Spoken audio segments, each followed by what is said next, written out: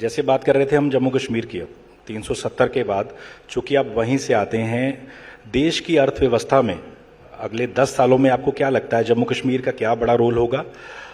क्या स्टार्टअप कोई वहां जाना चाहे, निवेश करना चाहे, उसके लिए कितनी आसानी है? और कैसे आम लोग भी वहां जाके अब जमीन खरीद सकते हैं और टूरिज्म को कैसे बढ़ावा दिया जा रहा है? एक चीज साथ में और जोड़ देते हैं कि अब तस्वीरें आती वहां से, फिल्में लोग देखने जाते हैं, सिनेमा हॉल खोल दिए गए हैं। पहले तस्वीरें आती थी पत्थरबाजी की, तो कैसे ये सारा बदलाव, चूंकि आप शुरू से मोदी सरकार के साथ जुड़े हुए हैं, और अब तक क्या क्या हुआ बताइए जरा। नहीं, बहुत बढ़िया सवाल किया और आपके जो पिछले विषय के साथ जुड़ता है ये कि भारत की अर्थव्यवस्था में और वहां विकसित भारत में क्या इसकी भूमिका रहेगी। तो जैसे मैं कह रहा था अपने आरंभिक वाक्य में कि वो क्षेत्र, वो सेक्टर जो पूरी तरह से एक्सप्लोर नहीं हुए, उनके द्वारा वैल्यू एडिशन होगी। बाकी बहुत सारे राज्य ऐसे हैं जो सैचुरेशन पॉइंट तक पहुंच गए, लेकिन ये जो हमारे हिमालयन राज्य हैं, जिसमें जम्मू कश्मीर भी है, अरुणाचल भी है, उत्तराखंड है, हिमाचल प्रदेश है, इनके जो आवार सोर्सेज हैं उनको कभी नहीं तलाशा गया, वो पहली बार होने लगा। अब उसका सबसे बड़ा नुमाया उदाहरण, चूंकि आपने स्टार्टअप्स की बात की है, एक तो हमारे दिमाग में ये बात धर कर गई थी कि स्टार्टअप का मतलब केवल आईटी होता है, क्योंकि कॉन्सेप्ट बाहर से आया, बेंगलोर में लैंड हुआ, that was an IT city. हमने कहा आईटी होना चाहिए, पीएचडी होना चाहिए, कंप्यूटर वाला होना चाहिए। वो भ्रम भी जाता रहा इन्हीं हिमालयन राज्यों से, और जम्मू कश्मीर ने देश को एक नया कॉन्सेप्ट, एक नई कल्पना दी एग्री स्टार्टअप्स की, लेवेंडर स्टार्टअप्स की, और पर्पल रेवोल्यूशन, बैंगनी क्रांति, जिसका जिक्र देश भर में किया जा रहा है। मोदी जी ने मन की बात में बड़ी विस्तृत उसकी चर्चा की। पिछले बरस 2024 में गणतंत्र दिवस के अवसर पर कर्तव्य पथ पर उसकी झांकी भी रही। लगभग 3000 स्टार्टअप देखते ही देखते 2-3 साल में जुड़ चले हैं, और हमारे मंत्रालय ने 2018-19 में अरोमा मिशन प्रारंभ किया था।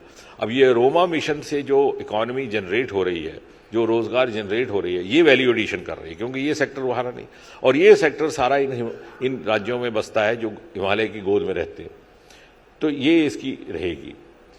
दूसरा, टूरिज्म, आपने ठीक कहा कि लंबा एक दौर चला आतंक का, जिससे 25-30 बरस, लेकिन उसमें एक बहुत संतोषजनक बात यह है कि मैं तब भी कहा करता था कुछ साल पहले भी कि जो आम व्यक्ति है, आम नागरिक है कश्मीर घाटी का, श्रीनगर के गली कूचों पे चलने वाला आम नागरिक, वो तब भी ये चाहता था कि अमन बहाल हो, लेकिन किन्हीं कारणों से वक्त लगा। उसमें राजनीतिक कारण भी होंगे। जब 370 का हटाना हुआ, जब निर्णायक नीति अपनाई गई मोदी सरकार द्वारा, तो उसमें परिस्थितियों में परिवर्तन आया, और वहां पर भी एहसास हुआ कि 3 पीढ़ियां परवान चढ़ गई बच्चों की, और वो मिथ भी एक्सप्लोड हो गया, वो सो तथाकथित आज़ादी और इत्यादि इत्यादि। वहाँ लोगों को भी समझ आ गया कि यार ये तो हमें गुमराह करने के लिए किया जा रहा था। तो ये सारी बातों ने मिल करके एक नई फिजा वहां पर पैदा की, और ये कोई मामूली बात नहीं कि 2.5 करोड़ पर्यटक एक सीजन में आए। और मैं एक दिन कहीं और महफिल में भी यही बात कह रहा था कि जब हम कहते हैं कि अब स्थिति सामान्य हुई है, तो मेरे कहने से यकीन ना किया जाए। आजकल को तो जमाना ऐसा है कि you have to be evidence पे, आपके कहने से ना किया जाए, सरकार के कहने से ना किया जाए। हमारा सबसे बड़ा प्रमाण पत्र, टेस्टिमोनी है, वो टूरिस्ट। अगर कोई व्यक्ति ये फैसला करता है कि इस साल की छुट्टियां मनाने उसने अपने परिवार को लेकर के कहीं कश्मीर जाना है, कहीं भी जाना है, तो वो ना आपकी बात पे एतबार करेगा, ना मेरी बात पर, ना मीडिया की। वो फोन लगाएगा अपने किसी कुलीग को, किसी साथी को, किसी विभाग का आप लगाएंगे, वहाँ जो आपके इकोनॉमिक टाइम्स से जुड़े हुए आपके प्रतिनिधि होंगे, उनके साथ कोई टाइम्स ग्रुप के लोगों से, भैया ऐसा है, मेरे बच्चों को लेकर आना है, महफूज है कि नहीं। मीडिया वाले तो कह रहे हैं, सरकार वाले तो कहते हैं, वो मीडिया सरकार वाले तो कहते ही रहते हैं, और मीडिया वाले भी आजकल सरकार की बात करते हैं, लेकिन तुम बताओ असल क्या है। फिर वो जब कहेगा, तो आप जब बच्चे लेकर पहुंचेंगे, तो वो मेरे लिए सबसे बड़ी टेस्टिमोनी है, और वो हो रहा है। क्योंकि पिछले बरस क्या हुआ कि होम टूरिज्म भी एग्जॉस्ट हो गया। हालांकि कश्मीर में रिवायती तौर पर होम टूरिज्म का कॉन्सेप्ट नहीं था, नॉर्थ ईस्ट में था, मेघालय में था, क्यों यहाँ पर दूसरे विकल्प है, हाउस बोट में रहना, झील के किनारे रहना, तो इस पहाड़ों में ट्रैकिंग करनी। लेकिन इतना अधिक संख्या में टूरिस्ट आया, और 8, 10, 15, लगभग 30 वर्ष में कोई नया इंफ्रास्ट्रक्चर विकसित नहीं हो पाया था, नए होटल नहीं बन पाए थे। तो इतनी भारी संख्या में लोगों को अकोमोडेट करने के लिए लोगों ने अपने दरवाजे खोल दिए घरों के, और फिर भी एग्जॉस्ट। तो वही सबसे बड़ा प्रमाण पत्र है कि वहां पर स्थिति बहाल हुई है। अमन बहाल हुआ है, सिनेमा भी खुले हैं और निवेश भी होने लगा। मैं तो ये कहूंगा कि 25-30 बरस पीछे पिछड़ गया जम्मू कश्मीर, वरना श्रीनगर का शहर भी शायद आज हैदराबाद होता और जम्मू आज अमृतसर या जलंधर होता। तो ये एक दुर्भाग्यपूर्ण स्थिति रही और मुझे लग रहा है कि वहां के लोगों को भी इस बात का एहसास हुआ।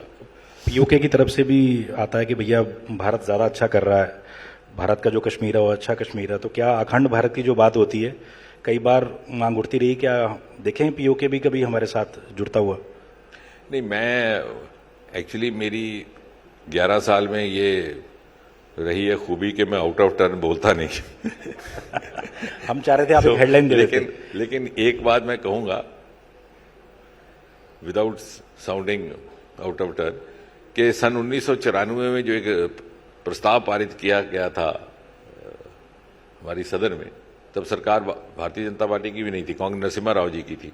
उसमें ये बड़ा स्पष्ट तरीके से अंकित किया गया है कि if at all there is an issue between India and Pakistan, it is that of how to retrieve back Pak occupied Jammu Kashmir which is an integral part of India. तो ये सदन का पारित किया प्रस्ताव है, उसमें भारतीय जनता पार्टी तब विपक्ष में थी और सर्वसम्मति से वो प्रस्ताव पारित हुआ था। तो मुझे लगता है कि ये तो स्टैंड एक सरकार का भी है, लोग जनता का भी है, सदन का भी है। और यदि वहाँ कोई सर्वे किया जाए वहाँ के लोगों का, वो तो मन ही मन चाहते ही हैं कि जो उस वहाँ की परिस्थितियाँ कि जो वो तुलना करते हैं कि कहाँ भारत में कहाँ तक हम पहुँच गए। और कभी कभी एक बहुत बड़ी विडंबना ये भी है कि जम्मू कश्मीर बंटवारे की वजह से इस तकसीम का शिकार नहीं हुआ। बंटवारा जब हुआ था तो रेड क्लिफ लाइन खींची थी, तो पंजाब और बंगाल सबसे ज़्यादा, और उत्तर भारत में ज़्यादातर पंजाब को उसका फ़र्क पड़ा।